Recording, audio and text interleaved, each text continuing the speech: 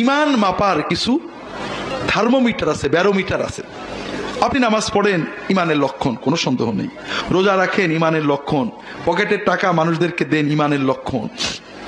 কিন্তু এগুলো ইমানের পাশাপাশি মানবীয় ফিতরাতে, তবিয়তে, প্রকৃতিতে চলে।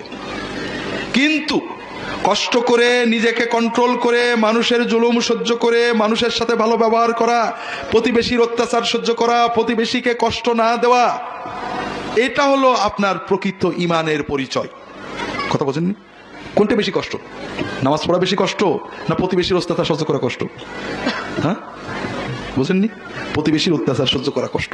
আর এই জন্যই রাসূলুল্লাহ সাল্লাল্লাহু আলাইহি ওয়াসাল্লাম বললেন, প্রকৃত ইমানের পরিচয় হলো যে তোমার পড়শি যেন তোমার দ্বারা কখনো কষ্ট না পায়।